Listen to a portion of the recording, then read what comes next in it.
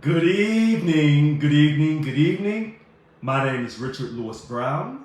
Today is July the 27th, 2022. It's Wednesday evening, and you normally hear me talk on Wednesday evenings, and I'm Facebook Live. I'll start Zoom here at 6:30. So this evening I'm starting a few minutes early. And I always tell everyone that my videos are unscripted, unedited, unrehearsed. I don't have a secret agenda. I don't have a secret mission. My mission is very public, very transparent. I was elected the Local 1000 president on May 24th, 2021. It became official on May 28th. I got through the protest period.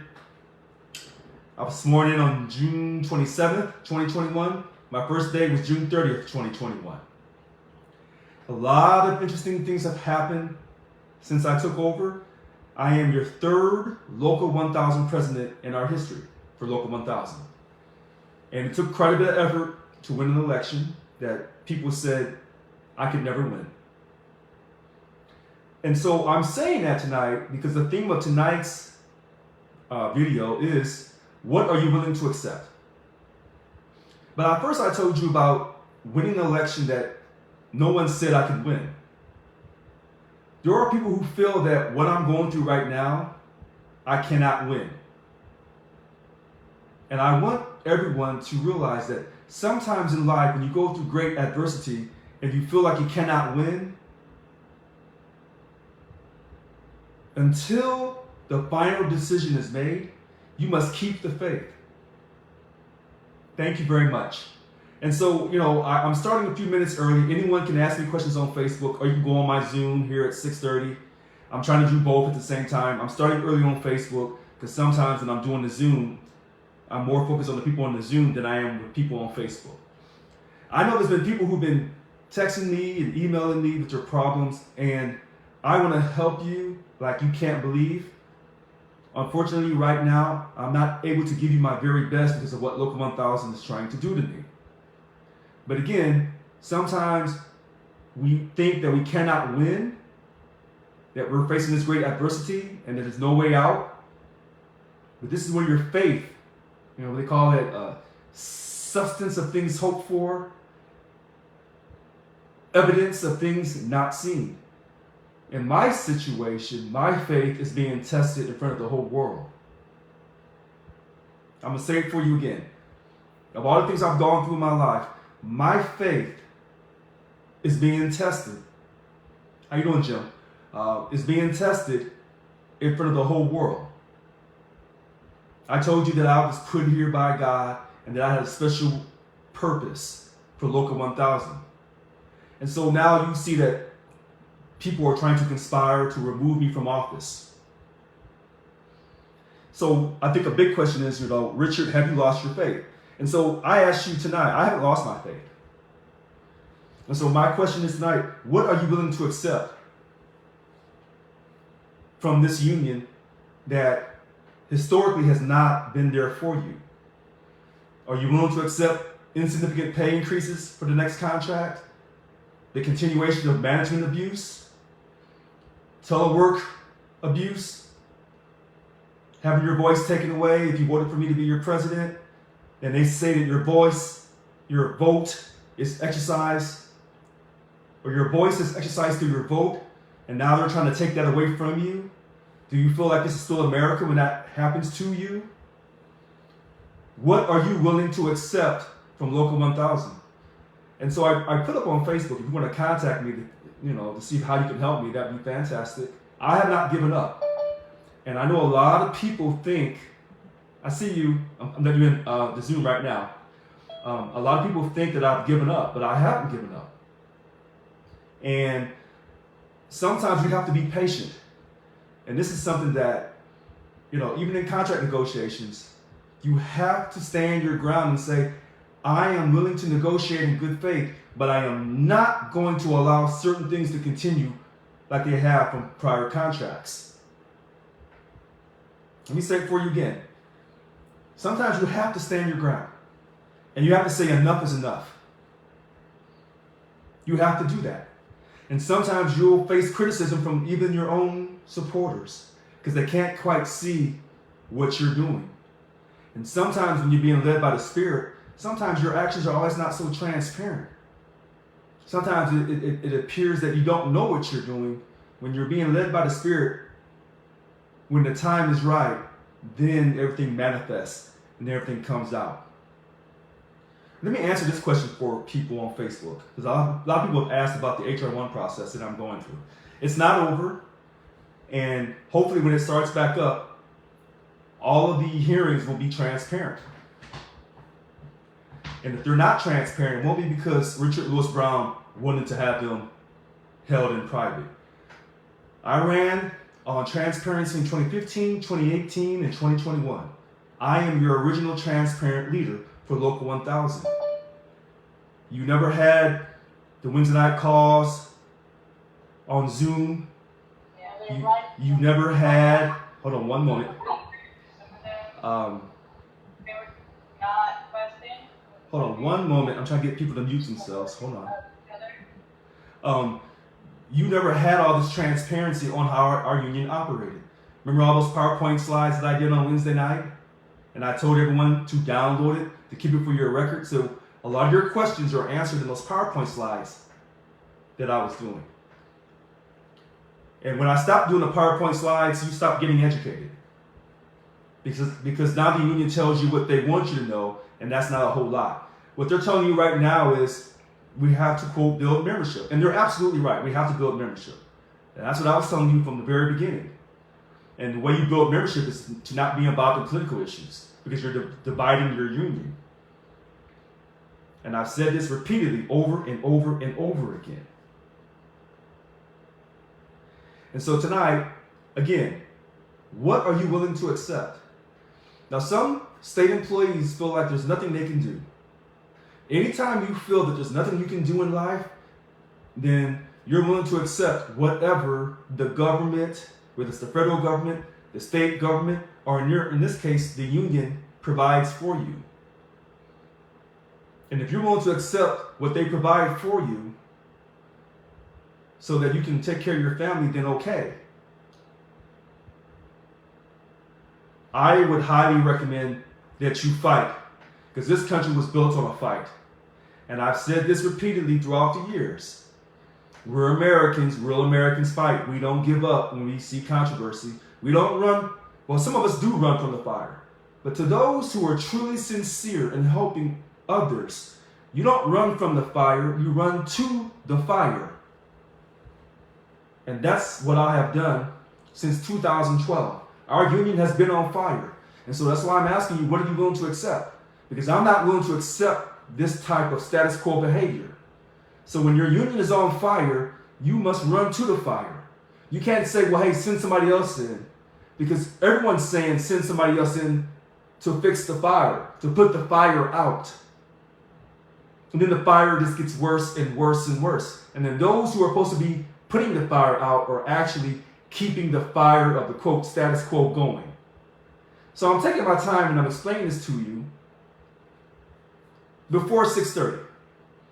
And then at 6:30, I'll try to say the same thing, maybe not the exact same words. But to people on Facebook, I hope that you share my videos. I've always said this to you. If you're not talking to your coworkers and you're not communicating with each other, because right now the union sends out their email blasts telling you what they want you to know. And I see the comment, we have too many beggars and not enough unionists. That's a great point. I want you to know that even though we have socialism mixed in with capitalism, the foundation of this country is capitalism. So you have to get aggressive, be assertive, and fight for what you believe in.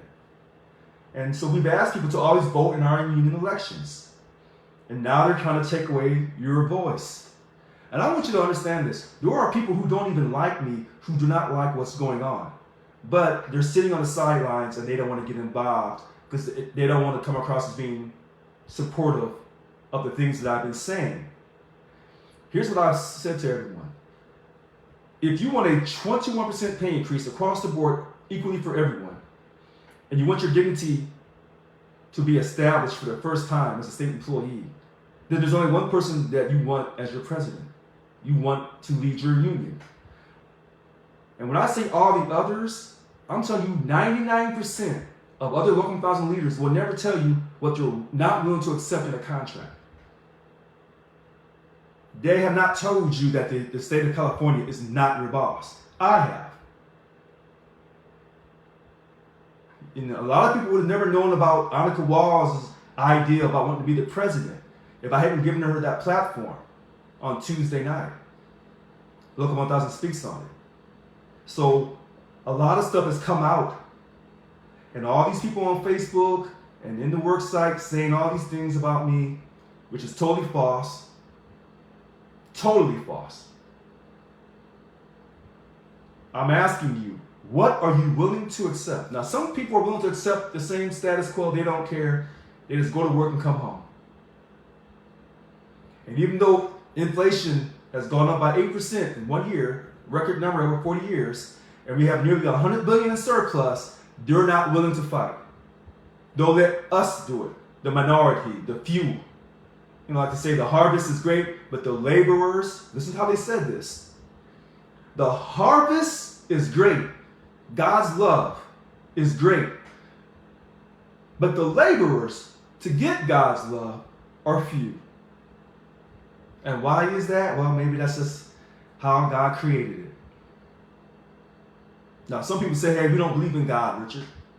I respect that. So what I'm asking those who don't believe in God, or Allah, or Jehovah, or Yahweh, well, whatever deity they believe in, or if they don't believe in any deity, I'm asking, can you keep a positive mindset? There's this perception that state employees, we have a poor work ethic, that we're not intelligent, that we're lazy, that they can do anything they want to us. And in a sense, they're kind of right, because anytime you have a signed contract and you allow someone to threaten you to where you give up your money voluntarily, then there's a problem. There's a problem. If you let someone keep abusing you, they will keep abusing you. Why should they change? If you let someone bully you over and over and over again, why would they change their behavior? Because you haven't required them to change their behavior. So I think tonight, what are you willing to accept? This is a question that's been asked over the years, but maybe not the way I asked it. At some point, Local 1000, things have to be done differently. And continuing to pay the same politicians from the same political party money, but yet they'll come and take your money whenever they choose to, while under a signed contract, that has to stop. And so I guess you've heard that tomorrow evening, the SEIU International President, Mary Kay Henry, is coming down. She may be down today, probably. That's why they canceled the meeting tonight. She's probably here already talking, they're game planning about what they're going to say. And any questions about Richard Lewis Brown comes up, this is what they'll say about let the process happen. But my big question is, when this person comes down, did she come down when you were losing 2 days of pay for a whole fiscal year? Did she come down then? I want you to think about this. Did she come down to see how you were doing? Did they send any money that we sent them of that $688,000 a month? Did they send any of that money back to help you? Join the meeting. I don't think they did. Now, maybe I'm wrong, but I don't think so.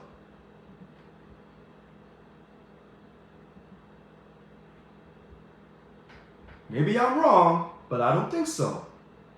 So, if anyone's going to the Local 1000 headquarters tomorrow, or to any of the Local 1000 buildings, the field offices, and they're able to ask her questions, because I know that's why the staff's on tonight, Mr. O'Donnell, that they're going to go back and say, hey, Richard said to ask you these questions so they can prepare for their answers. Here's what they can't prepare for. The truth. The truth is, I was elected president. and that the voice of membership is being silenced if I'm not able to run the union. Because a few people don't want me here. And they can't respect the will of the voters. And this is where the hypocrisy of people, when they say so-and-so won the election, respect the will of the voters, and then if you didn't win, your person didn't win, then you try to fight to help remove the person who did win. That's the hypocrisy. So this is why tonight I'm saying, what are you willing to accept? If you don't care about getting a substantial pay increase when there's nearly $100 billion in surplus, if you don't care now, then you'll never care. If you don't care about your dignity, how many people every day go to work sites, to their work site, and have a boss or bosses abuse them? How many? Too many. Some of you just go along to get along, and they abuse you left and right. And in our contract 5.11, CalHR determines your dignity. They're the final decision maker over your dignity. You cannot take it to arbitration. They make you go to a Department of Fair Employment and Housing, or the EEOC. And a lot of us know that DEFA, EEOC, a lot of times those people, those agencies that you don't pay money to, you pay money to Local 1000 as a member, are not going to help you either.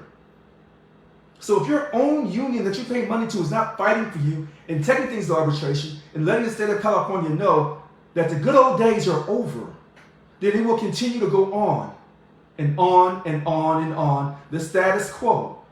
The political pathology that I have warned you about, that I have spoken to you about, that I have informed you about, I have tried to speak to you over and over and over again. Now, some people say, well, we go to these meetings now on Wednesday night and we can't find out anything. Well, no, they're not going to tell you anything because they never had to tell you anything to begin with. And that's why they're having a hard time to come behind me. Because once I give you the sincerity and the truthfulness and the knowledge that you need, they can't come behind that with more lies. I have all the information. It's in the PowerPoint slides. It's on the videos. You've seen how they've conducted, how they've acted, how they've told me to suck dick and eat a dick. Because they were that frightened of the truth. Of when someone is sent with a divine purpose, they said, we have to run him out of office.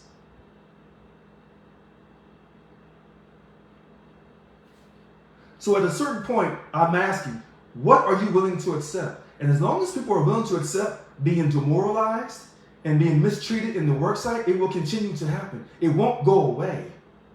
If anything, it'll get worse. So we're going to start here at 6:30. I started early on Facebook. If anyone on Facebook has any questions, he's texting in now because we have 10 minutes before 6:30.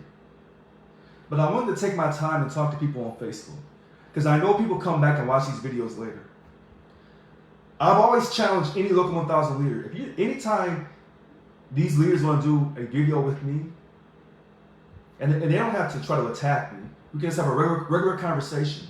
You will see me walk them down every time because righteousness is within me. And what do I mean by that? Righteousness. No, and someone's asking me a question. No, there's no sunset. Not until this HR1 process is completed. There's no sunset on this TRO that's been put out against me. When I say I have the righteous truth behind me, that means that what I say today was true yesterday, it's true today, and it's true tomorrow. People who live by the worldly truth is what was true yesterday may not be true today, or it may change tomorrow. But the righteous truth never changes. And the righteous truth is this: you need substantial pay increases to take care of your family. Because how many of you are working 2 or 3 jobs? How many of you are shopping at Walmart?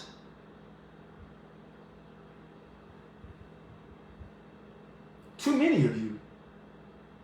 And you belong to a union, you're represented by a union, and a union is supposed to give you substantial pay increases for a specified period of time, free of bad behaving bosses. and your union doesn't do that, there's a problem. And it's been a problem since Local 1000 first started many years ago.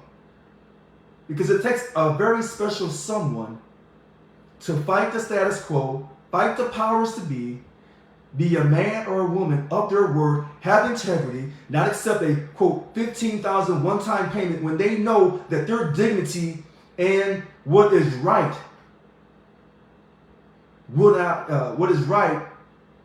they'll stand by. They won't have their dignity violated by a one-time $15,000 fee. Because they know that's not right. My dignity is worth more than $15,000, and my legal right as the president of Local 1000 that I should be fully indemnified. I'm standing my ground. I did that for you for the COVID agreement and the Telework agreement that they quickly signed off on. These people are not fighting for you. When they tell you it's about membership, that's an absolute lie. Every time they say membership, write down lie. If they use membership or we have to increase our membership, they're lying through their teeth. Because if they wanted to increase membership, they would get out of politics and focus only on worksite issues and contract negotiations. That's what they would do. But they're not going to. So they have no intention of increasing membership unless you're going to vote the way they want you to vote. That's the truth. And so when I was saying that none of these Local 1000 leaders will ever do a debate with me or a conversation with me, because I will tell the truth on these people. And I got a lot of information that I've been holding back. And I'm going to say this for you. This HO1 process that's going to eventually start back up. If it's not out in the open, if you can't come and watch the link, it won't be because Richard Lewis Brown stopped that. They've convinced you that I wanted to keep it private.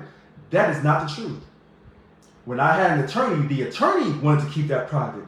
But that was not my words. And I was trying to abide and listen to the legal counsel of my attorney, even though I know that violated my dignity. And when I was no longer able to retain the attorney because I owe this attorney this money, I want these HR1 hearings out in the open. And if those HR1 hearings are not in the open, don't look at me. Look at Annika Walsh, your VP Organizing and Representation. Look at her. Because she's the one that will keep this from being open. Because she does not want the truth to come out about all the things that she has done and all the things she's lied about. She doesn't want the truth to come out. And I guarantee you, she'll tell her attorney, no, let's keep this quiet. Let's keep it quiet. Let's keep it, off of Facebook. Because what will happen is you will see the lies that are being said about me, spoken about me, all these false allegations about me. And more importantly, when you see this process, you can make your own judgment if you think that this was right. Because you're going to know that regardless of how I've acted since I've become president, the one thing you can count on me to do is tell you the truth. I'll tell you the truth. You may not like it, but I'm going to give it to you straight. I haven't lied to you about anything. But they've been lying about me from the time they announced that I had won the election.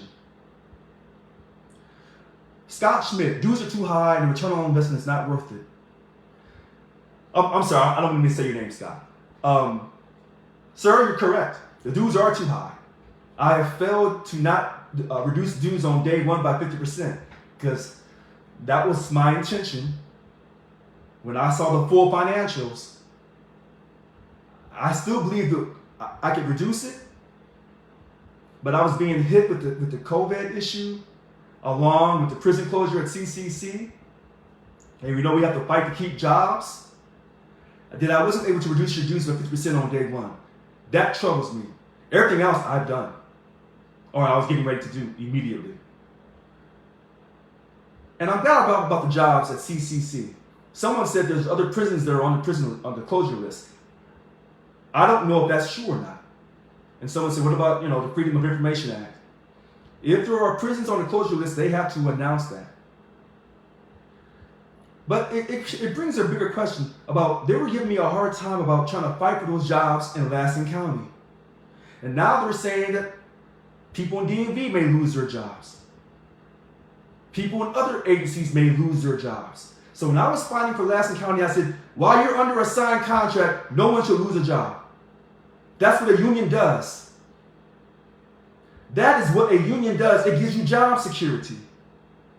And if you're losing your job under a signed contract, you don't have a union. You don't. And this is why they don't want me to be your chief negotiator. Because I am not going to allow you to be disrespected anymore. It's gone on long enough. Now, tonight, we always hear the same people come on and say stuff. Tonight, people who come on Zoom who've never spoken before, I'm asking you to speak up if you choose to. I'm not going to call the same people who always, are talking. Not tonight. And I see here another thing. Vacancies are also too high. A quarter of deputies at DWR are vacant alone because we don't have enough people working. And there's no excuse for that. So you say, well, how do you get the number one state in the nation with the fourth largest economy, or fifth, take your pick? How do you create, this is how I said this, not change, but how do you create a new culture of excellence? Because the old culture of excellence is to remain in the status quo. But to create a new culture of excellence, notice how I can just go back and say all my things for my campaigns because it was the truth and I knew what I was talking about. Let me say this to you. When you create a new culture of excellence, first you make sure the staff is getting paid a substantial pay increase or substantial pay wages. And I got criticized for that. They haven't had a pay increase since, I believe, 2008. Either 2006 or 2008. They had a 14% pay increase over 3 years. That's substantial. And they got Juneteenth off. So all these social justice warriors who talk all this stuff and who support this current governor, you think this current governor who's going to run for the White House would have easily said, everybody's off on Juneteenth of this year, even though it's not part of our contracts, it's not part of the state government yet. We're going to ensure that Juneteenth, that's recognized by the federal government, will be recognized by the state of California. Did he do that? He did not do that. But I did for the UAW 2350 staff. So when they tell you that I was being disrespectful and the staff hated me, that's an absolute, let me stop. I'm trying to be calm because when the truth comes out, it comes out. And all these lies they've been telling you about me, that's why these people won't come on video with me. And this is why I want this HR1 process to be transparent. So that you don't have to ask questions about how I tried to defend myself and how I was asking questions. Because I want all of this to come out in front of all of you. So that you will know what this union is really about. I want you to hear this. And so when I was saying about making sure our staff got treated fairly, giving them substantial pay increases, making sure they had time off with their families during the holidays, the same thing that a good boss will do for you. I'm not sure if you guys realize this or not, but there are certain agencies that they will come down and tell the staff before a holiday or after the holiday, thank you, Tammy, take some time off. It's part of the government code. I don't have the government code memorized. It's part of the government code up to 240 hours in I believe a calendar year or a fiscal year. It's probably fiscal year. 240 hours can be given off. But you guys don't know this because they don't want you to know. So even when they were giving you off, 4 hours ATO, 4 hours ITO with some of the agencies, that's nothing. That's nothing. But they want to keep you confused and unknowledgeable. Because what they say is knowledge is power. You know why knowledge is power? Because once you have the knowledge, it's gonna affect how you carry yourself. Because it's going to increase your dignity. Because you're going to realize, I am somebody in this great country. And some people don't like when I say this great country. Let me tell you something. This is a great country. Do we have some tremendous character flaws in our foundation? Yes, we absolutely do. But I'll say this to you.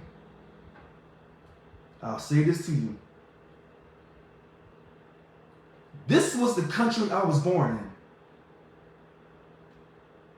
I may not agree with everything she says and everything she does, but this is my home country. I don't trade my country for another country. Who knows? Maybe I'll retire and move to another country. This is not a perfect country. But this is my country. And it's your country too. I don't want to sound selfish. And so everything may not be perfect, but until you're willing to fight for who you are, you're not going to get anything in this capitalist country. When has anything ever materialized in this country without a fight? Through war, through the power of a vote? When has it ever happened? It hasn't.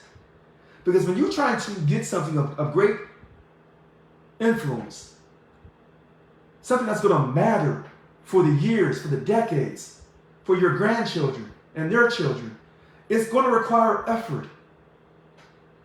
So again, tonight, I was saying, what are you willing to accept?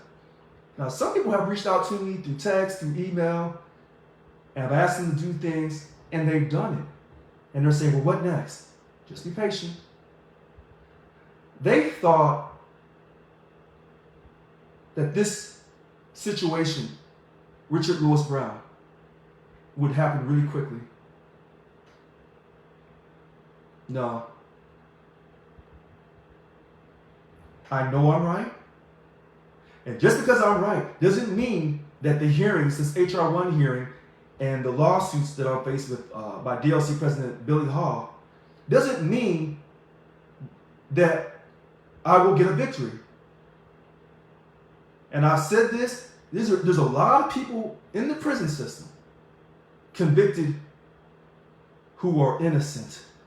Some get out, some don't. So the question is, so what are we going to do? We're going to come together. We're not going to bicker among ourselves. I'm asking people to call me, text me. I'm asking you to not lose hope. And I've been asking people, are you talking to your coworkers? Have they texted me?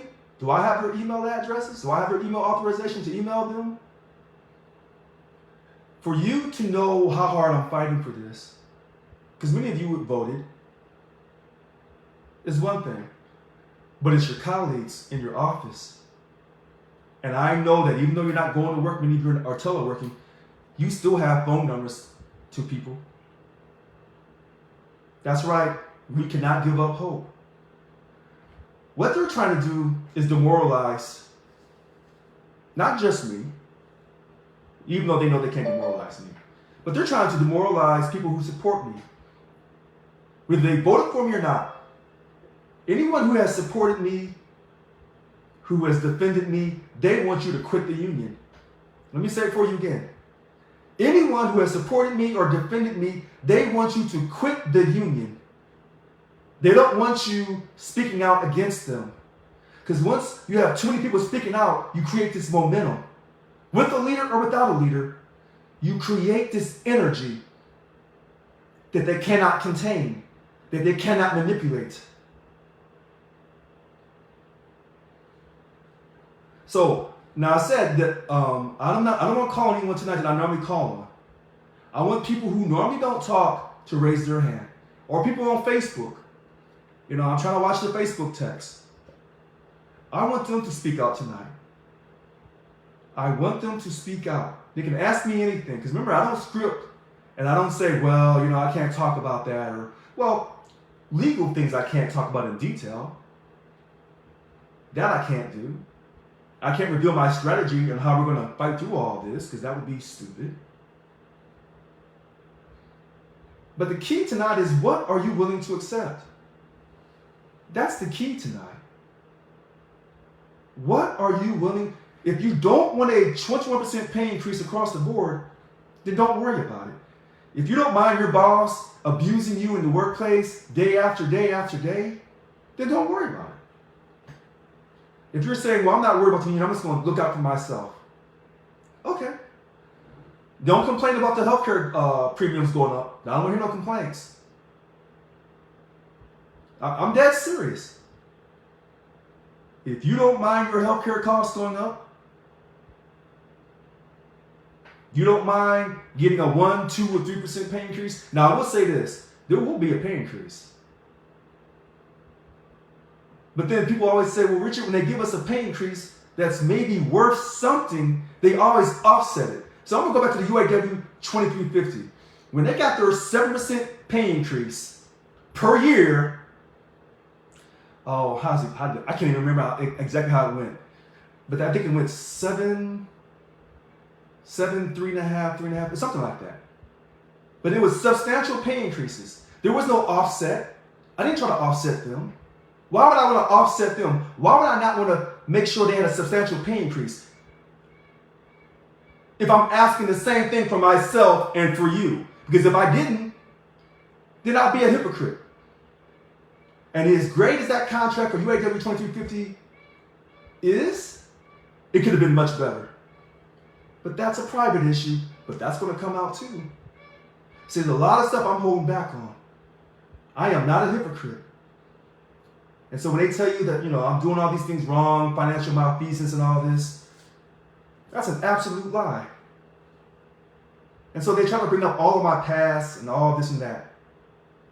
That's a distraction to make you lose hope. So the question is, are you waiting for a trial or what? All right, so let's talk about that.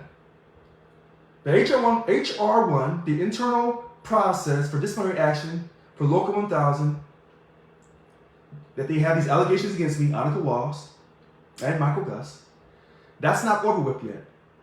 So now it says, do you have a new date for the HR1? So we're trying to lock down the dates. And I don't want to reveal the dates yet, but we're trying to lock these dates down because I want to make sure nothing else changes because things always change. And I want to make sure that those hearings are open for public viewing because you're paying for it, members.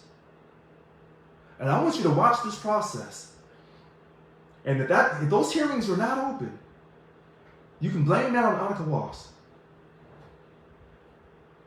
Now, she'll try to lie and talk her way around it and say, well, no, Richard wasn't closed. Listen to me, on July 27th, 2022 at 6:39 p.m., I never wanted those HR1 hearings closed. My attorney, when I had one, it was his idea, and I didn't know until we went to that hearing that day, he sprung that on me in front of the group. And then they had to stop the HR1 hearing so he could counsel me. I didn't need counsel. I wanted those HR1 hearings open. And so I followed his legal advice. They were closed. Now I don't have an attorney anymore. I want those hearings open, period. And I told you this at 6:39 p.m. on July 27th. And I'm already telling you ahead of time how Annika Walls will try to spin that lie and say, no, Richard wanted it closed and he's trying to hide and be secretive. She's an absolute lie. I said that with love and respect to Annika, but she's a good liar. She's good at it. She's good. She lied enough and convinced David and Irene to, quote, try to suspend me. Now, it says, do you have your ducks in a row? If I had all my ducks in a row, I'd have an attorney. If I had all my ducks in a row, I'd have a high-priced attorney sitting right here by my side. Am I doing the very best I can, considering Local 1000 won't indemnify me?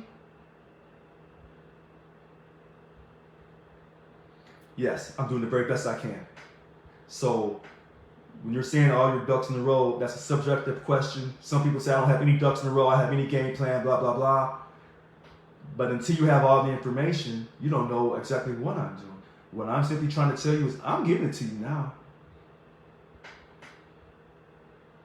And those HR1 hearings, if they're not open, that's because Annika Walls is willing to keep it closed.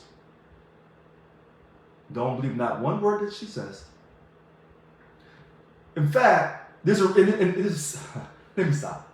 Because I want you to see all this. Because what happens is if you do things behind a closed door, then they'll come out and say anything to try to control the narrative. Hearing requests, the HR1, I'm trying to think that's what it stands for, the hearing request. That's what it's HR1. It's the internal mechanism for disciplinary action when you have a problem with another member in the union. And so Annika has made these false allegations against me, and that's why I put them all up on Facebook. Because here's the thing about what are you willing to accept. I've told everyone this. You've seen me on good days and bad days. But then you have to make an overall determination. Do you want to get paid? Do you want respect in the workplace? Or do you want to continue to get insignificant pay increases? You can't keep up with the rate of inflation. You have bad bosses.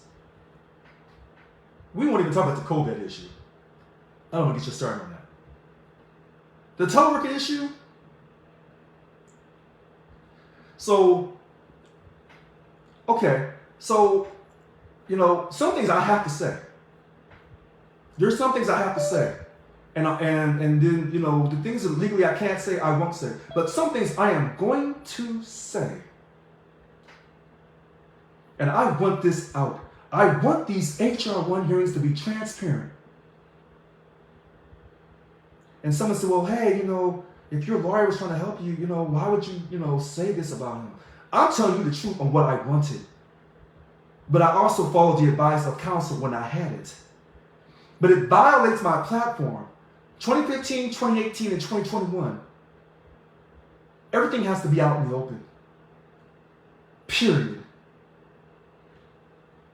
And if they're not out in the open, it's because Annika didn't want it out in the open. You say, well, why would Annika not want it out in the open when she's supposed to be part of the Members for Transparency and Change? Because she's not transparent. And I'm going to show it to you on these hearings. So I want people who normally don't talk to raise their hands tonight, or I'm trying to catch up with people on Facebook. I started a little bit early at 6, and Local 1000 didn't do their call tonight. And like I said, they're probably preparing for the SEIU International President Mary Kay Henry tomorrow. They say she's coming down to the building. She's probably here today. And they're going to be talking about building membership. And I already told you earlier, if they say the word membership, that's a lie. Anytime they say members or membership, they're lying to you. They've used the same garbage over the years. They just repeat the same thing to people who are new to the union who don't know any better. It's the same garbage. So until I have these dates locked down for sure on the HR1 hearings, I don't want to announce it because they may change. And I want to make sure that they're public. So I don't want to be accused of giving out information that was supposed to be kept confidential. All right. So I'm being asked a tough question. Why are they having a party when they're trying to close down prisons? Instead of, quote, why aren't they trying to rally to protect people's jobs who work at the prisons? Let me take it a step further than just CCC, California Correctional Center in Lassen County. We should be trying to protect everybody's job represented by Local 1000. Whether you're at the prisons, behind CDCR, whether you're at DMV, or any agency. Period. If you got nearly $100 billion in surplus, you shouldn't have to close any prison.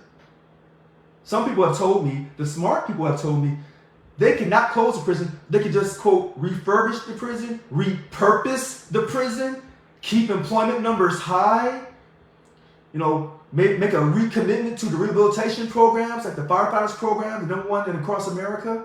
At CCC, we should create more rehabilitation programs for the prison so the prisoners can get a trade. Because oftentimes, many of them, black and brown, come from poverty-infected communities through no choice of their own where they were born, and give them a trade so they can come out and work for America at a job. Or maybe become a business entrepreneur, become a plumber, electrician, a carpenter, HVAC, into the computer industry. I refuse to believe that we're a country full of criminals. I don't believe that. Now, there are about 10% across America of our population who are criminals, if we do need prisons. Oh, yes.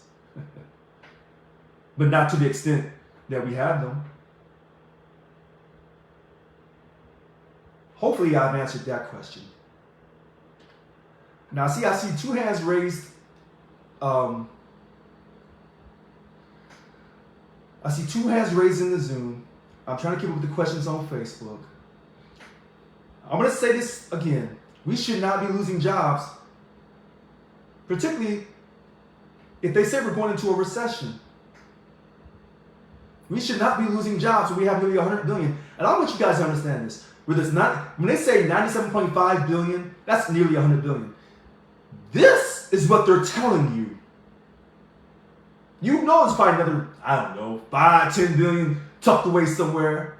You know that. I know that. They're acknowledging 97.5 rounded to 100 billion. What are they not acknowledging? Okay, so I've been asked this question 1,000 times. Richard, you said that that Gavin Newsom was going to run for the White House. Then he runs an ad in Florida, and now they said he was talking with Vice President of America, Kamala Harris, that they were together somewhere. Is he really going to run for the White House? Yes. Just because I disagree with how he treats us doesn't mean that I can't see his political ambitions. Just because I don't think that he's union friendly because of his actions doesn't mean that I can't see his political ambitions and tell you this man has a great chance to make it to the White House. Yes, he does. So when they tell you that I hate Gavin, I don't hate anybody. I don't like your actions. But I can still work with you. Remember, I'm a state employee just like all of you. And we all go to work sites, we all go to our offices, well, when we were going in, and we work with people who we know don't like us. And they will throw us underneath the bus as fast as they possibly can. But we have to still work with them to produce the product or the service. Am I right? Yes or no? So when they tell you, well, he didn't want to talk to you because he says you didn't like him and he didn't like how you talked about him. That's his mindset? And he wants to go to the White House? And work with Congress? Okay.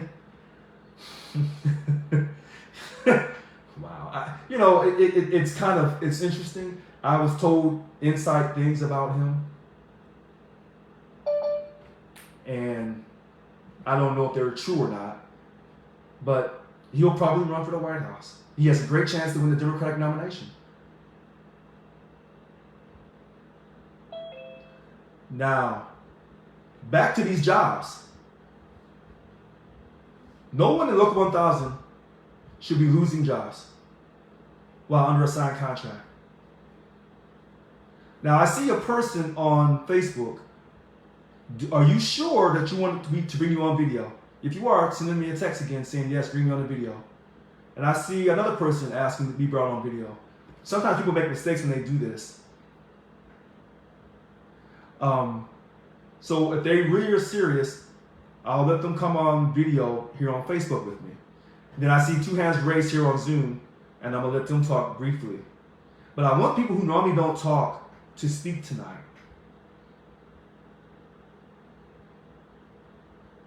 So I'm watching, they haven't come back on to say, oh, okay. So here, I'm going to this person, we'll call her Marsha, and so I'm going to approve. I need a request right now, Marsha Sullivan. I hate when I say people's names because some people don't want me saying their names out in front of other people. So, but she just gave me a thumbs up. So we're going to bring Marsha Sullivan on. So we're trying to add her on right now. This is like the 3rd time I've ever done this, where I brought somebody on a video while doing Facebook Live. So bear with me. I'm not the most computer tech savvy individual.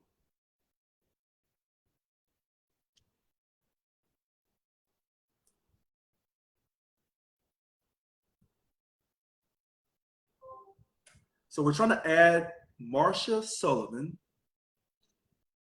And, oh, okay, so she's getting ready to come on. Hi, Marsha. Hello. Hi, can you turn your volume up a little bit? There we go. Can you? Is that better? Well, you're very soft. So whatever you say, I'll have to repeat for everyone on Facebook and for the Zoom here. And normally I don't have any trouble joining you on your live. Okay, you have to say it a little bit louder. I said, normally I don't have any problem joining you on your lives, but it wouldn't let me in unless I sent the request for you.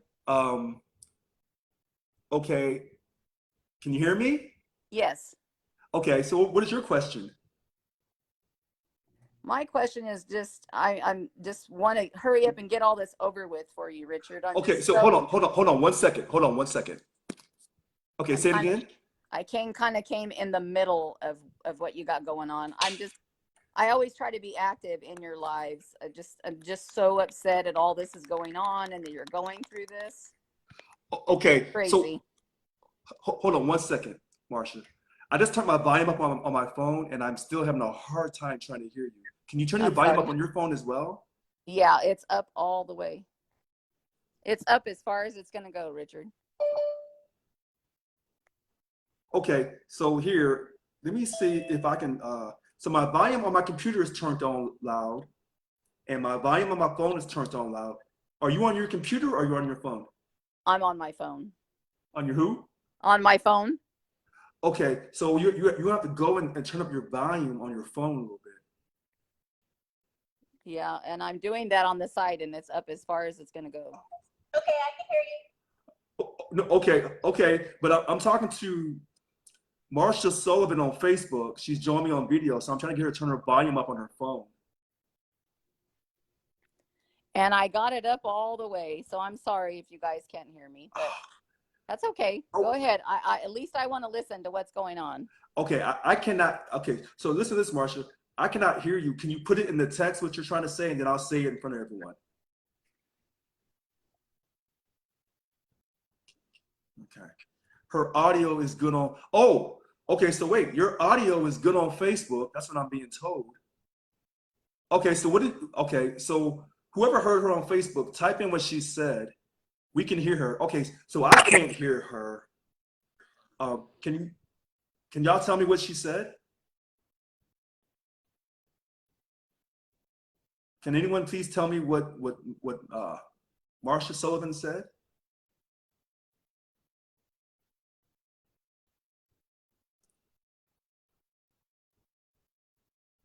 Nothing yet. She. Okay. So. Okay. All right. If she'll text, put it in the text what she just said because I want to hear what she's saying. Looks like she dropped off. All right. So Marsha, if you'll type in what you said, I'm trying to really hear what you had to say. And then in the meantime, we'll go to Derek and then we'll go to Darren. So go ahead, Derek. Good evening, Mr. President. How are you doing? I'm doing good. How are you? Doing great. I'm doing phenomenal. Okay. So, yeah, I just want to kind of reiterate what you said earlier. And you know what? You're right. You're absolutely right. Um, Going back to the wages and them fighting for a pay increase across the board, something that probably won't. I'm trying to stay optimistic here, but probably won't get done until there's a creation of a different path in this union, and we have to make that a possibility. But it's very ironic that these same people, these same individuals who had a vision less than a year ago, if you rewind the clock back less than 365, had this vision, fight for 15. I saw it everywhere. And you know what? These same individuals who wanted to fight for 15 probably must have amnesia. They don't recall saying that. Today I drove by a couple of fast food places on my way home. And as I'm looking, I see signs outside. Oh, starting wage here at McDonald's, $16, $17 an hour. Like, wow. So fight for 15. That was the ultimate vision. That was the visionary of the future. That was something that was going to get people further in their career. Wow. How about fight for 50 to keep up with some of these rates, the way things are going here in this state? And you know what? Hey, I agree with you 1,000%, Mr. President. We should never give up on anything.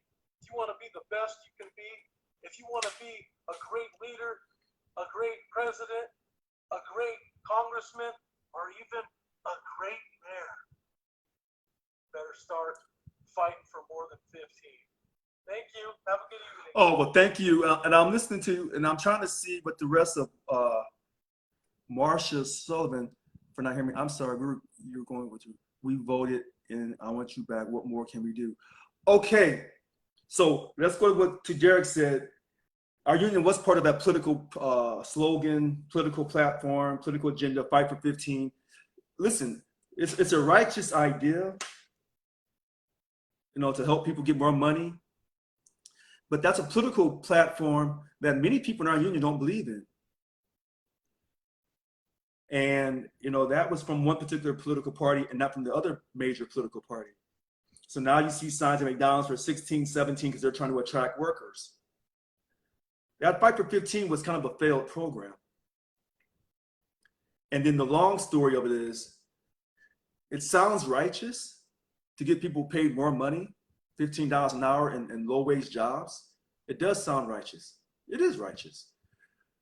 But unfortunately, for those who understand money, when they say we're going to increase the wages for these types of individuals, what the corporations do, they just pass the buck on to the consumer. Now, listen to this. When you start paying these low-wage workers $15 an hour, and they increase the price for products and services to the consumer, which is you and I, and our wages are not going up in a substantial way, it brings us down. Now, hold on. I'm not trying to sound like I'm educated, even though I did go to college and I did graduate. This is called economics, and economics is not a true science. So what has happened in the past with economics on certain situations does not mean that in the future will happen the same way. I've had this discussion with the smart people, many of them. But that Fight for 15 was a failed strategy.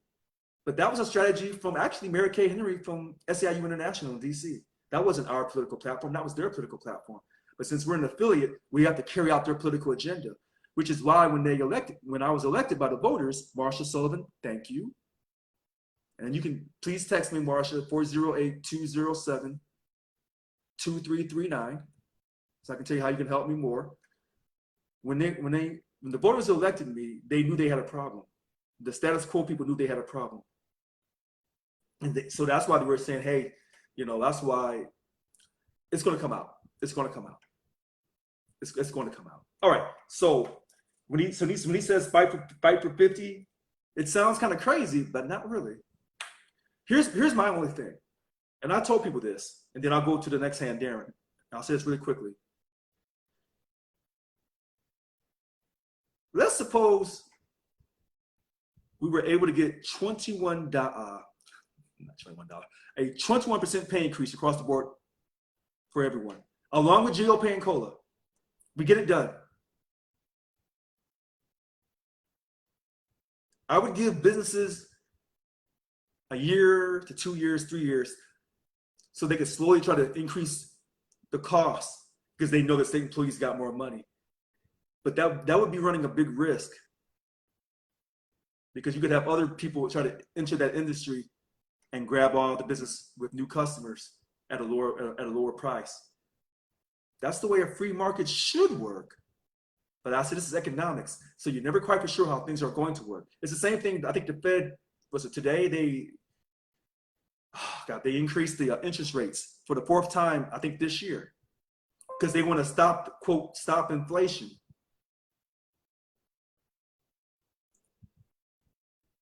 It should work, but there's no guarantee because it's called economics. All right, enough talk. All right, Darren, I see you've had your hand raised. Go ahead, sir.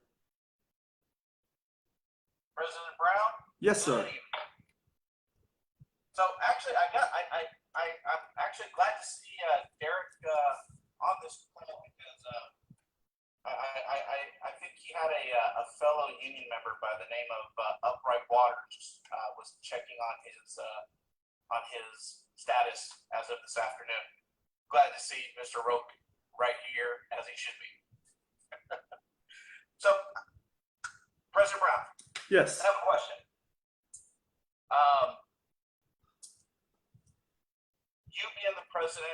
SEIU Local 1000.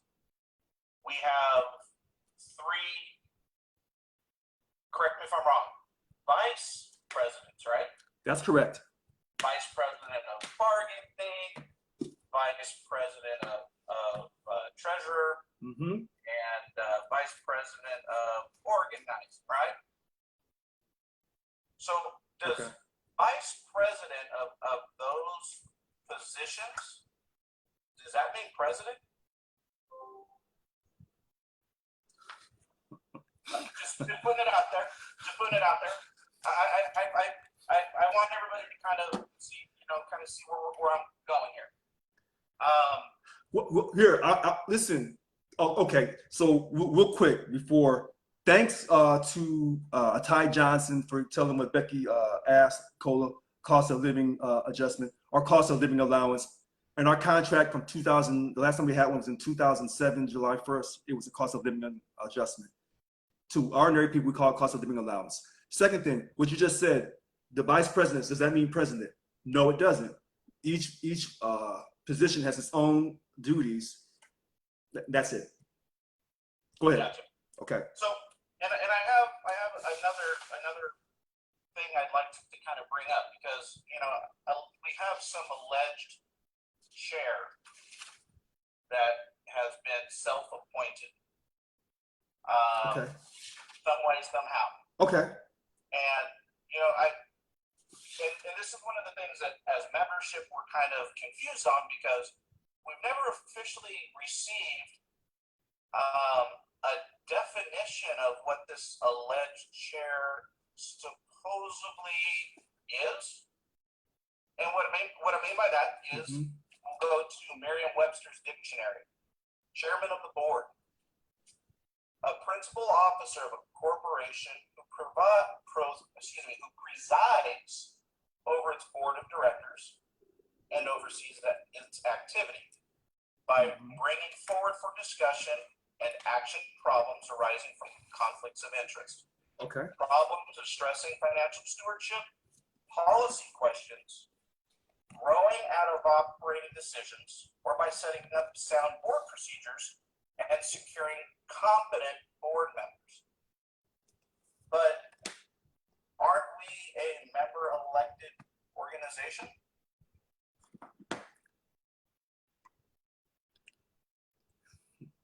I just want to put some, food for thought, for people out there, that are here sometimes and here not often. I want people to kind of, see everything for what it potentially is. Right. So since we're Facebook Live, we're doing a Zoom. Everybody's gonna listen to every word I say and dissect every word. I never thought I'd be that important. Local 1000 claims that it is a member-run union. That's what it claims. That's its claim it's made. And they laid this claim by allowing a voting process to happen every 3 years. And when the voters vote, they vote in the president, the 3 vice presidents, the DLC presidents, and they vote for these district bargaining unit representatives who will then, in that small group, vote for your bunk chairs of 10 bargaining units.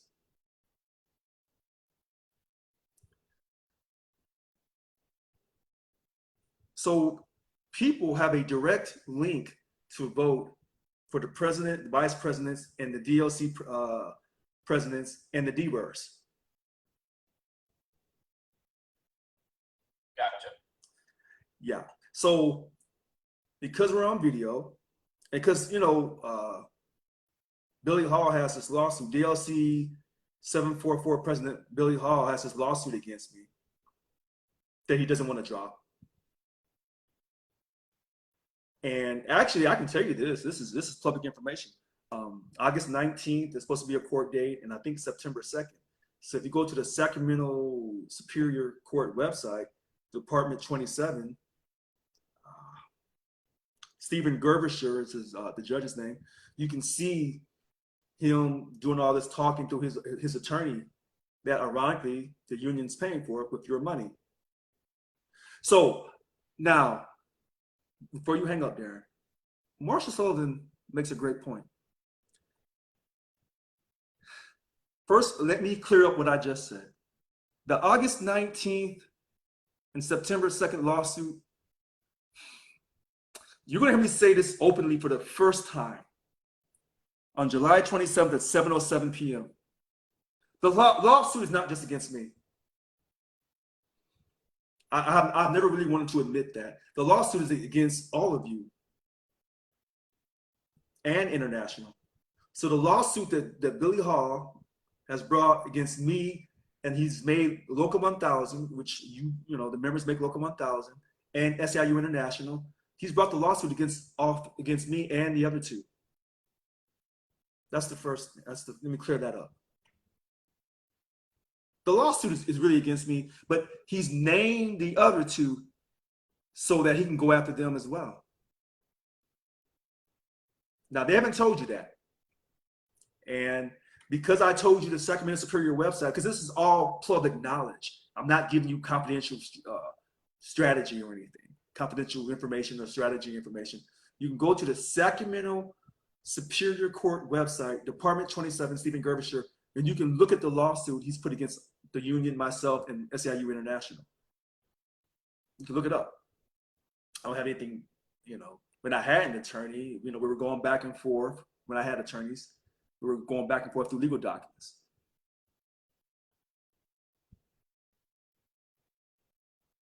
But Marshall Sullivan makes a good point about, we did not, how can they self-appoint? She makes a great point.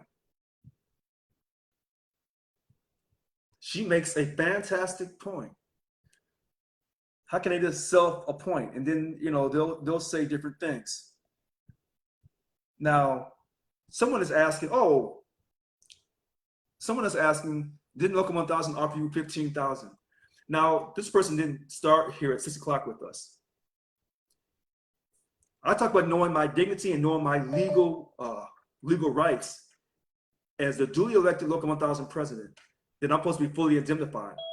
And that offering me a one-time $15,000 offer does not fully indemnify me. And so I know my legal rights. I know my dignity. I know my value. And everything I've done on behalf of Local 1000, acting as its duly elected president. So this is where you really find out about people, Darren. When I was campaigning in all these elections, I said, I am true, I am sincere, and there's no one else like me. And people said, well, you're being arrogant, you're being cocky.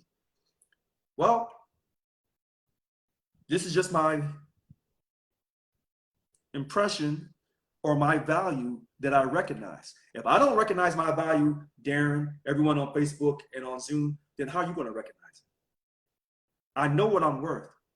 And I know that I've said things and I've stayed true and I've held my ground because I'm unbiased, I have integrity. Okay. So go ahead, Darren. So just have one other item here that somehow my camera just kind of disappeared. Can you hear me? Yes, loud and clear. Okay. All right. So at least that's there. Okay, never mind. I got your back. I just got to click on the right icon here. So one of the things that, I also want to point out, and I just want to get people looking at what happens in our union. I just found it, interesting that we had a certain, I'm not going to exactly name, the full person, but we had a VP attending some sort of a rally, and, I guess it was down in LA. I don't know exactly what it was. But we're all familiar with the whole shut shit down chant. And we hear this at some protests. I don't understand why that's at an SEIU protest for wages. But I find it funny that whoever the organizer was of the rally was specifically using the shut shit down chant. Oh boy. Because, I could swear that right now as it stands, we don't have a strike clause. So, and I'm going back to my 19-year-old self. when we as a union allow whoever these clowns are to come out and orchestrate our protests or our pickets or whatever, the state knows we are bullshit. When we say we're going to shut shit down, we know that we have a no strike clause. The state knows we have a no strike clause. So when they make a boogeyman, threat to the state that we're going to shut it down, and the state goes, these folks don't even read their own contracts. No, hold on, Darren. No, hold on, Darren. Wait a minute. See, tonight was supposed to be about what are we willing to accept, but you just brought up a really great point, and one of the reasons why they're trying to get me up out of here. You say shut shit down. Well, you know where that comes from, right? Before someone can send me a text, because I know it's coming. I'm the one who's behind that. I said we're gonna shut the state down. We're gonna go on strike and shut the state down. Because once your contract expires and you bargain in good faith and you reach a legal impasse, you can go on strike. And we've taken 2 strike votes back in the past. So yes, we can go on strike once our contract expires on June 30th, 2023, and we reach a legal impasse. How would that affect? I'm just going to acknowledge that he's going to win this election in November. If you're betting against Gavin Newsom in this November's election, then you can pull that bet off. I got to follow you. So he cannot allow the state to be shut down while he's trying to run for president or for that U.S. Senate seat that's going to become available eventually. That won't work. That's going to, he can, all the things that he's gone through, he may have made mistakes on, he can get past all that. That's nothing. But you can't allow the 4th largest economy on earth to be shut down. You cannot allow that to happen. Now, do you see I agree with you. Okay. I agree with you 100%. Okay. But you logically stated the position though. Okay. When we, by contract, come to an impasse, when you're out there threatening you're going to do something and you're still under a signed contract, state doesn't care. State's looking at you like you're clowning. Which is why every time I said about going on strike, I had to say the rest of the sentence over and over and over again. Because if I was trying to cause disharmony, then they could hold me responsible for that. But I've always specified, once your contract expires, in fact, it's in my 2018 campaign brochure. That's why I said, when all this really comes out, all this information really comes out on these people,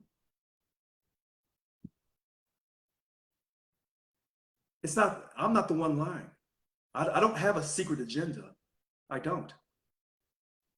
And so, people say, well, hey, Richard, you won't listen to our ideas and this and that. Let me tell you something. I was trying to work with people who I knew did not want me around from the very beginning. And trust me, I had people in my butt telling me, what the heck are you doing? Why haven't you done blank, blank, blank, blank, and blank? I said, you're not telling me nothing new, but I'm trying to show that I'm being reasonable and I'm trying to work with people, even though I know these people don't want me around. And these people who were in need were telling me, you're screwing up. They were right. But I was trying to show that I wasn't unreasonable, that I wasn't unprofessional. I could work in a difficult confrontational situation, and that I could work with difficult, hard to deal with personalities in the union, particularly some of them on the board of directors. And this is why I want these HR1 hearings to be public, because you're going to see me articulate this. But I want everyone to hear it live, and I want it on video, and I want you to keep the video, because you have to hear this live from my voice. And then I want you to see how these people, how the hearing is being conducted, and how they're not going to allow me to talk to defend myself. And then you can say, you know what, Richard? I may not have agreed with you on everything you said and done, but now that I have all the information, wow, Richard, you're not as crazy as I thought you was. And I do want to close with this. Okay. I really want these HR1s to come out public, because I've already read some of this, and I'll be honest with you, when you make a complaint about somebody, you better have your shit buttoned down, and you better have everything specific to the day, the details, what was said. Because reading this HR1, if you're a regular common man looking at this, you will laugh, because it's basically, 3 pages of the boy who cried wolf. Because when you are not being specific, it blows me away. And that's what I want to see. I want to see whoever these people were. Well, we know who they were. I want them to state their case. State their case outright to everybody. Because if your feelings got hurt off of something, then we want to hear what it was. And a lot of it, we were there and we heard it, and we know what it is. And it's literally people crying over spilt milk because they're trying to leverage their way into something that they did not rightfully obtain. And that's all I got for tonight. Thank you very much, President Brown, and thank you much to the rest of my members of Local 1000. Thank you, Darren. Now we're going to go right to, I saw Chris with his hand raised. Chris? Evening, sir. Evening, room. I just want to reiterate all your words that you said. I don't know how many people in the room have all the emails from the old board of directors meetings, the suspension letters, even the thing Teresa Taylor and her daughter said at the end of last year. I literally have everything, if not saved on my personal email, I have everything saved on my work email.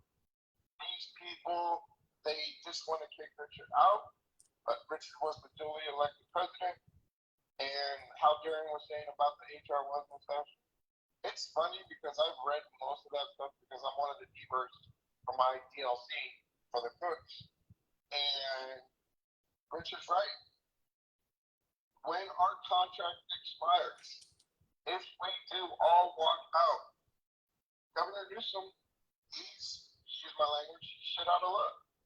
Literally, because I don't like the man, I don't trust him, but how Richard said, he is going to run for president. And if he gives everybody, or even the Senate seat out in the Congress, he has to give us pay raises. If he gives everybody else within the entire state, he has to give the state employees, because if he does not, that's going to make him look bad. If he does not want that. That's all I have to say, sir. Okay. I think Chris said it, wow, he said it really quickly. So we're going to go to, and I'm going to come back to what Chris said about Gavin Newsom. And then let's go to Yolanda first. Yolanda Williams. Good evening, Mr. Brown. Good evening, members. It's only 15 people on this call. It's a sad, sad day, because if we for RLB, we need to be for. When you're down, you're down. You need to be with the person. Don't flip flop.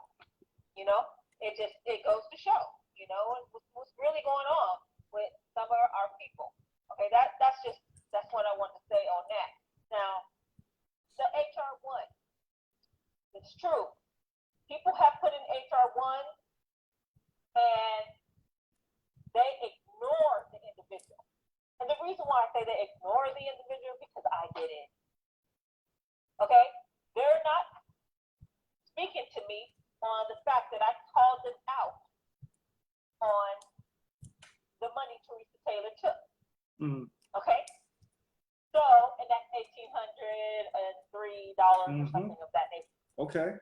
So, I'm like, why you not answering that? You just decided not to answer that? You're gonna tell me you're not gonna let me have the hearing, and but you're not answering that. You're gonna answer the fact that what Teresa said was bad, and we talked to her, and we sent her a letter. Really? Let's get to the meat and potatoes, please. The money, okay? I mean, the meat and potatoes, all of it is together, because it's a big deal when you talk about somebody and you degrade them on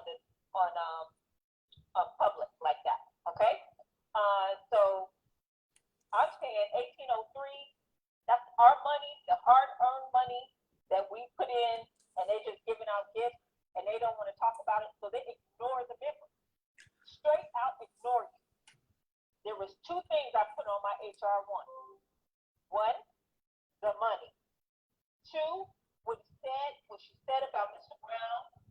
being gay and all the other language you use and all that. Okay? They address only one, people, members, Facebook. They only address one. I wrote back and told them, what about the other one? Why are you not addressing that? To this day, it is mute, silent, cricket. Okay? Cricket. And this is what they do to people who are LB supporters. And we have valid concerns. We pay our dues. We're asking what we want a hearing. We want this. This is all legal. And they ignore you just like that. Just boom. Don't say nothing to them. Don't ignore, just ignore. See, this is why we need to come together as members. That's why I put it in the chat. Who is in Southern California? Because see, I'm ready. I'm ready to go and take a day off or whatever and start saying stuff. But who else is out there willing? You have to do something. If I get the HR1, now I'm ready to do something else. Everybody's doing something. We can make noise. We can make noise. We can't just sit back idly because they're doing everything that they can to change the policy file, change the bylaws, all this stuff. You know, it's crazy, and that's why we as members paying our money. We go through all kinds of stuff at work. Bosses talking to us funny. You know, employees cliquish, all this bullying stuff going on. Oh, don't talk to her because so and so don't like her. You don't want the boss to write you up. Don't talk to her. And now you isolate. All that cliquish stuff. Everybody on this phone and on Facebook knows how that rolls. Everybody. I'm telling you, you know. So if you come together and we just start doing some things, then we can make a change. We can get our union back. We can put him back in there. I believe that. And just understand that I did what I did and they just ignore me. And I'm just telling you this is, and as far as our grievance, I don't want to go too long, but other people talk. But as far as our grievance, they ignore folks. They do the bare minimum. So they can say, we did fair representation. But understand, if they're not really working for you, how fair is that? If they're making you do all the work, how fair is that? And they're getting paid by your money, but they're making you do the work. That doesn't sound right. Does it sound right? You do all the work, and they get paid. We all adults. That doesn't sound right at all. So this is why we need to come together, because this is something that collectively we have to do to make a change. Otherwise, they're going to continue to do what they're doing. They're going to continue to say membership when it's all about grabbing the bag, trying to get that money, more members, more money. Okay? And people are looking for power. Miss Annika Wall, Anna had a power, you know? It's like that. So that's what I have to say, Mr. Brown. We need to come together, members. I don't know where you guys are, but hey, I have my SEIU email. I've asked people to contact me.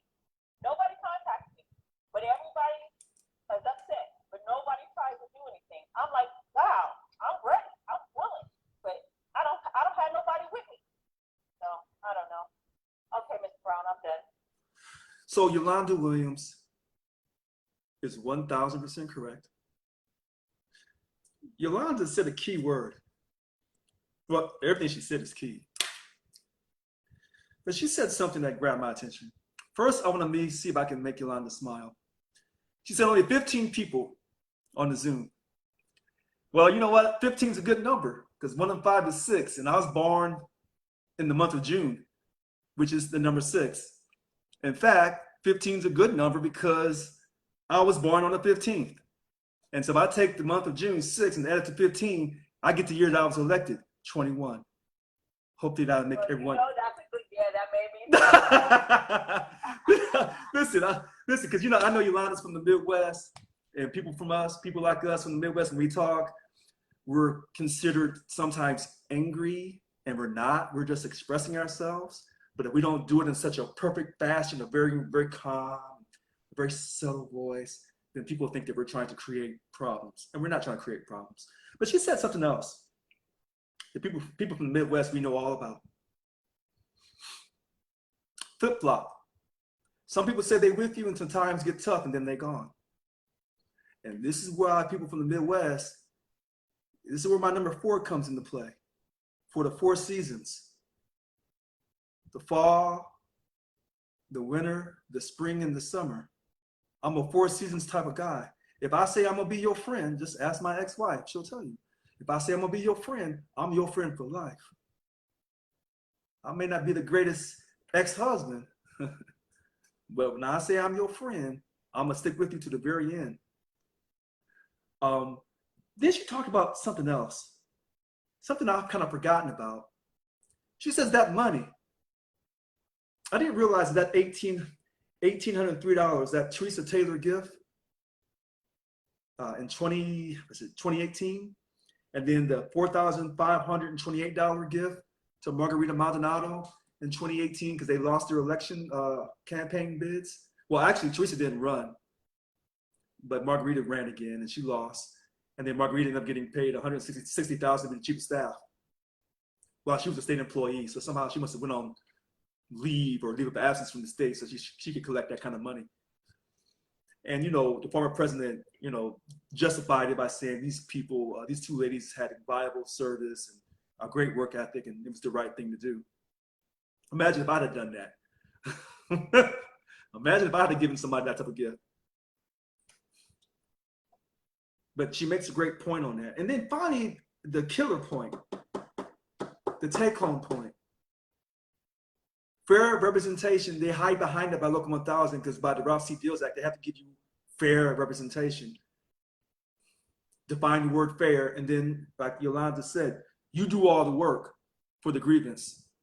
And then they get paid the money, a salary probably much higher than what Yolanda's getting paid. And then we wonder why Yolanda is speaking out against this. And then Yolanda finally said this at the end about taking action. She says, I'm ready. Where's the rest of you? Oh, we have a question. Emma Goldman, how much are you paying Donna Snodgrass? So Donna Snodgrass was the chief of staff that I hired. She came with me on day 1, on my first day on June 30th. I was going to work with the former chief of staff, Margarita Maldonado, but I didn't find out till that morning when I walked in with Donna that she had resigned or been terminated or whatever. So the chief of staff, her salary is confidential information. So Emma Goldman, Donna Snodgrass has a Facebook account. You can always ask her on Facebook. And, you know, I don't want to talk about her salary, but she wasn't, I think Margarita's getting paid $160. So if people are asking, was I paying Donna $160? You have to ask Donna Snodgrass. As far as I know, you know, she's still there. I thought that I had her loyalty because she came with me to support my 10-point platform, but I guess not. But thanks for your question, Emma Goldman. That's a great question about how much are you paying Donna Snodgrass? That's a great question.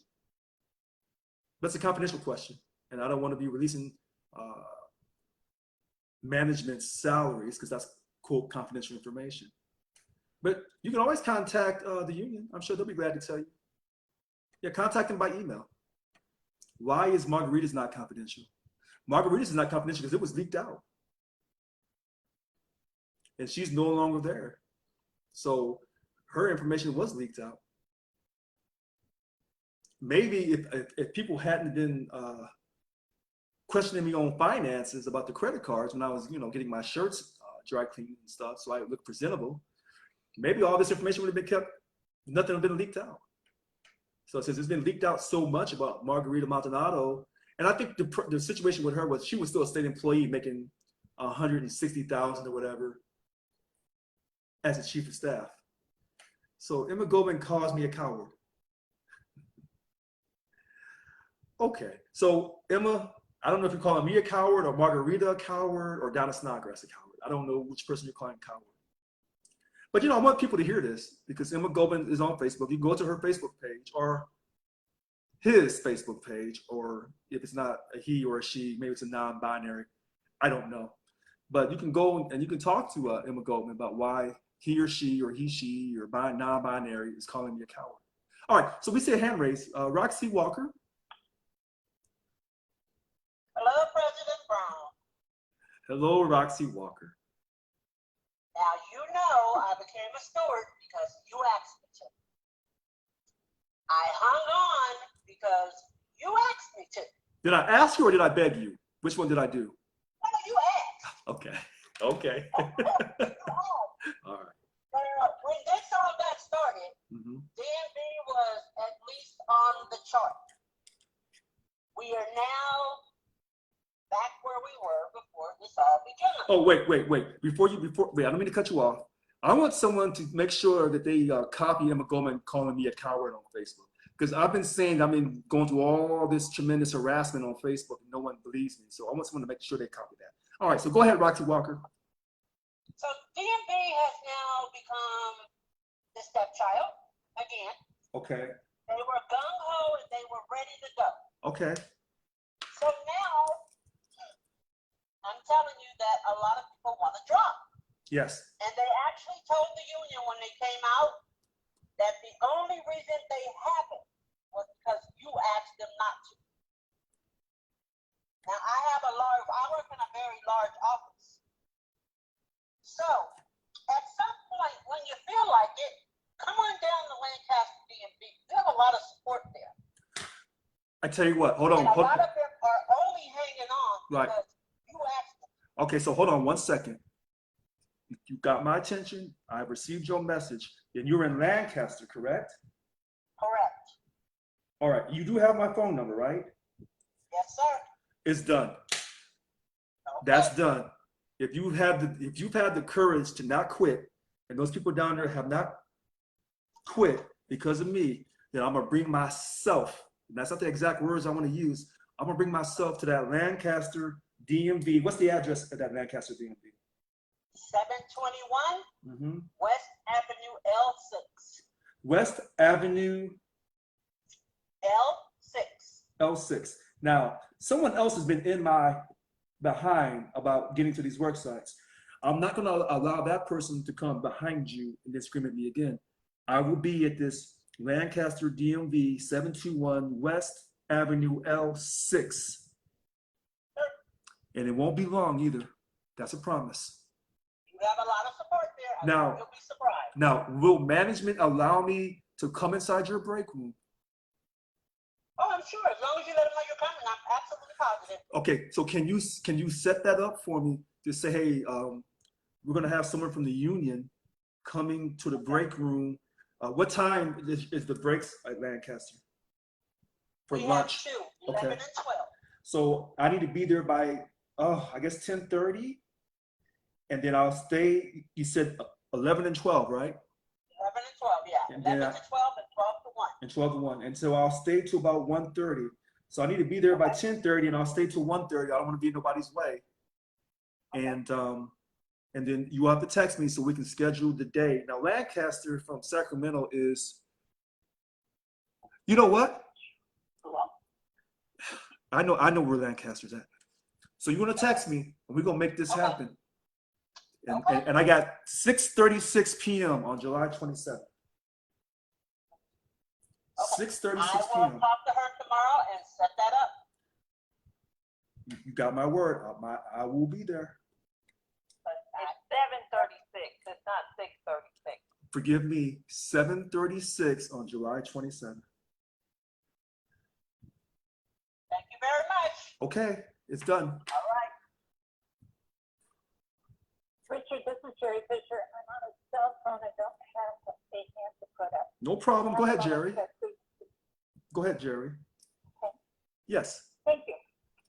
This is Jerry Fisher. I'm from DLC 746. I am a steward and a Deber 1.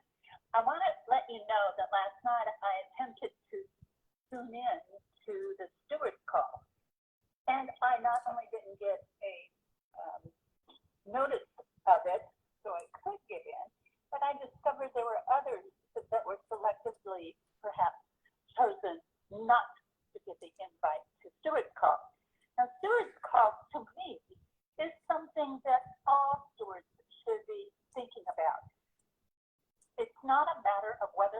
not like or trust Hanukkah.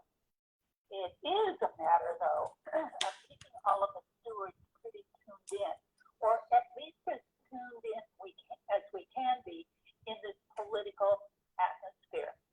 We are the backbone of a lot of work that gets done out in the field, and we need to band together and to, learn as much amount as we can of what's going on. So this, and in the wake of not being able to listen to Stuart's call last night, this afternoon around 4 o'clock, I got a call from SEIU 1000 asking me to confirm whether or not I will be at Thursday, tomorrow's event. I had originally put my name in, and in the conversations that have followed since then, I decided that no, I wasn't going to attend. So my answer was a very clear, short answer. No. And when I was asked why, I said things like, the members are leaving since the Renegades took over, and that I didn't feel there was anything that I could do to cover that or change that with the members who are responding to their lack of faith in the Renegades running this union. Let's acknowledge, too, that by the time we have this massive,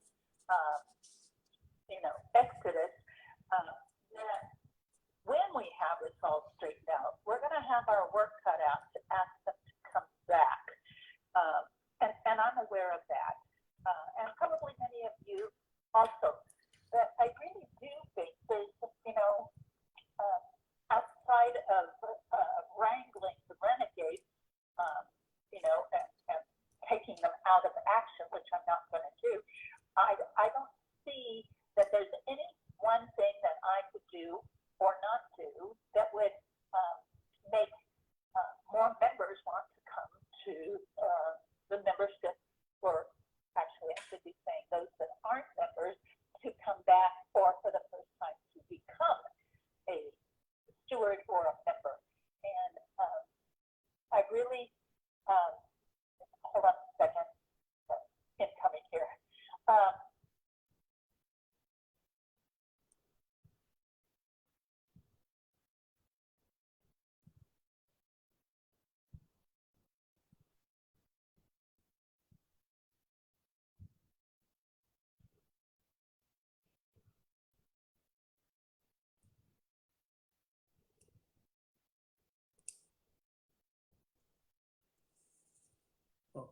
Are you still there, Jerry Lee?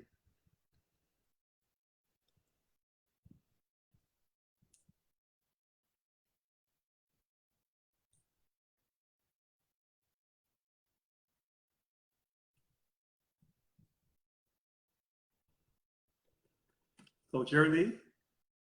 Okay, so we may have lost Jerry Lee.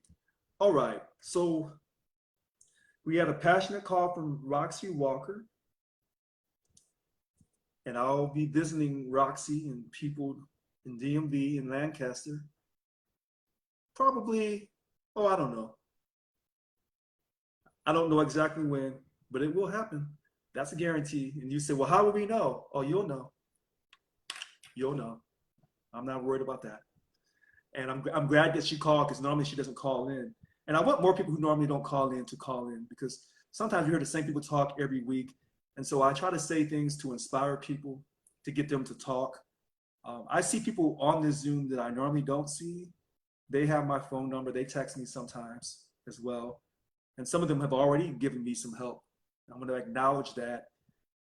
And there was something else I wanted to acknowledge. Hold on 1 second here. So I'm watching the people talk on Facebook, and I see someone said RLB is incapable of ignoring trolls on Facebook.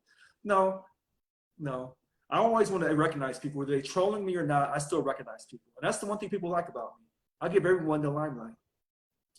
And there's been a big argument with some of my supporters about allowing people to troll me. Well, sometimes you have to acknowledge people. And so, and I see what people say, the problem is they just want to suck your time away. They can't suck my time away because I started early. That's why I started at 6. I didn't start at 6:30. So anybody who started at 6 heard all the important things I wanted to say. That's why I don't always do things the same way. You're not going to suck me or manipulate me. You think that you can, but you're not going to. So then I see, how much of your 10 points did you accomplish? Quite a few. I'm glad that person's asking that. IWW, quite a few. And people who truly are supporting me understand that I've accomplished a lot of my 10-point platform just by the fact that I'm being transparent. I already acknowledged that I couldn't reduce the dues to 50% on day one, and why I couldn't do that. So people who truly were behind me, who truly are activists and believe in my 10-point platform, they already recognize what I've done already. And so, you know, when I see people saying things to me, and I respond to them, because they're testing me. You can't test me. You know, when a person comes on IWW guest, like, well, who are you? Are you trolling me? You're on Zoom. Are you trolling me? IWW? What is your real name? So I laugh when people come at me. Because when you come from me, you better bring an army with you. Because normally one person cannot handle me.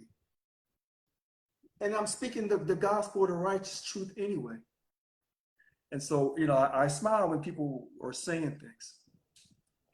I just hope they know what they're talking about. Wait a minute, IWW. You know who I am since we ran 2 elections together.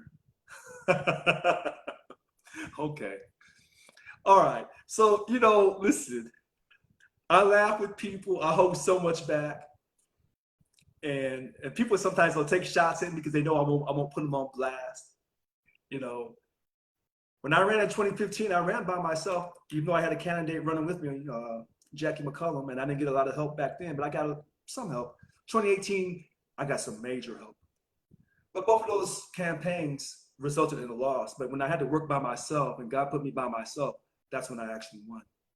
So it kind of goes against common sense. So sometimes when I say, when you're walking in faith, substance of things hoped for, but evidence of things not seen,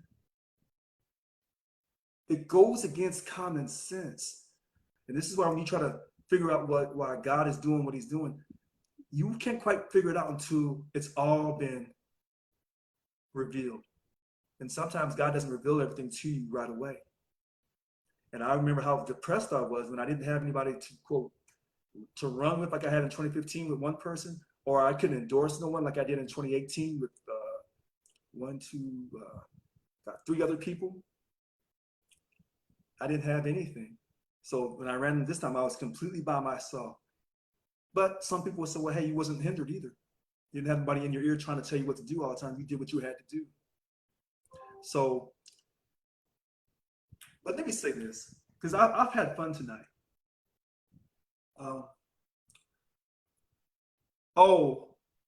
Now some people are really serious about the money. I'm not talking about this 2.5% pay increase that you're getting on your check here at the end of the month, because I know it's not going to really make a much difference for many of you. For me, it'll make a difference because, you know, I budget my little money. But for most of you, that 2.5% pay increase is not worth anything. Not when inflation is going up by 8%. But you'll see it at the end of the month. Hopefully you'll see it. All right. So we've talked about many things tonight. We talk about, you know, what are you willing to accept? Insignificant pay increases, management abuse, telework abuse, your vote being taken away. We talk about strikes. We talk about the HR1 process. Hopefully when it starts back up, all the hearings will be transparent. And Annika Waz won't prevent that from happening since she ran under the banner Members for Transparency and Change in 2015 and 2018 and 2021. And even though she's just for members who pay money, I'm for everybody. I'm for all represented employees because we want everyone to become a member. So I don't want to discriminate. So even though she's discriminating against non-members, but yet she's calling herself the VP of Organizing and Representation, I don't discriminate. This is why I let people troll me. See, this is why I want this HR1 hearing open. And if it's not open, you heard it from me tonight. It's because she stopped it from being open. She stopped it, not me. She stopped it. And oh, I see one hand raised. We'll go to Yolanda, and then we'll close this out. So go ahead, Yolanda. I wanted to say one more thing in regards to duty statements for OT. I'm looking at some of the proposed duty statements recently, and under my department, just for instance, all the work, I'm talking like major stuff that this one person has to do for $3,200 a month. It is absolutely the lowest. I mean, for some type of clerical position, I said to myself, that is horrible. They put all this work on one person, and they give you pennies, and then all the other people, such as staff, analysts, and all this other, don't do too much. But they get paid higher, and they do little, and you at the bottom is doing all this stuff. This has to be changed. It's unfair, and OTs need to come together. They need to really get with their bargaining people and demand better salaries, because they are the backbone, and they are doing most of the work. And not to mention, they are not being able to telework, most of it. So that's what I want to say on OTs. So all OTs out there, y'all need to come together, talk to bargaining people. I think we just need to get better people in the bargaining, because obviously it's not working, you know. Thank you. You're very welcome. She makes a great point, Yolanda Williams, about the OTs. Your bunk chair for OTs is Karen Jeffries. You can try to communicate to her through emails to impress upon her that you need a substantial pay increase of 21%. And hopefully she'll respond to you. Oh, and so when I was talking about the 2.5% pay increase that you'll receive here at the end of the month, some on July 29th, some people on the 1st of August. And I don't like to talk about this part very much.